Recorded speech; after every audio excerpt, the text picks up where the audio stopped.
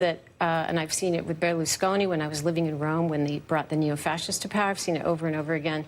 The fringe people, the extremist people who had no power, who are, again, lunatics, conspiracy theories, they actually get into the mainstream, and there's no better legitimator than the President of the United States. So we're seeing a very concentrated and dangerous form of this process that's been repeated for 100 years with other dictators. And that's the key to breaking down any sense of reality. You break down the mainstream media as an authority source. You go after the universities. You say, they're not allowing free speech since they don't allow these nutball conspiracy theories in. This is what Trump did with birtherism. Right, but there's a bark and bite question always with this, right? Because he always is sort of fundamentally, I think, like, bigger bark than bite, and more likes to talk a lot of trash and doesn't like to actually throw punches.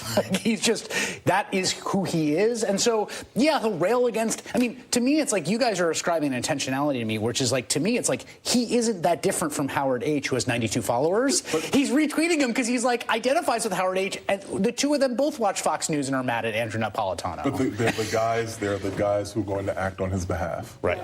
And so we see... And he does not denounce them. Right, and he does not denounce them. It's a kind of tacit endorsement. And it's like, because we say that people can be damned by faint praise. It can work on the opposite, too. They can be praised by faint damnation.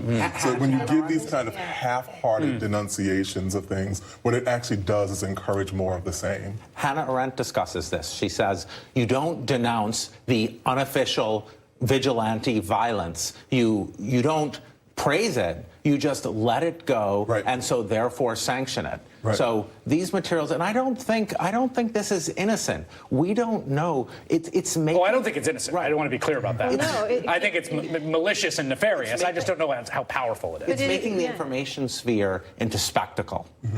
Yeah, but it's also, he signaled what authoritarians do, and they start this when they're still on the campaign trail.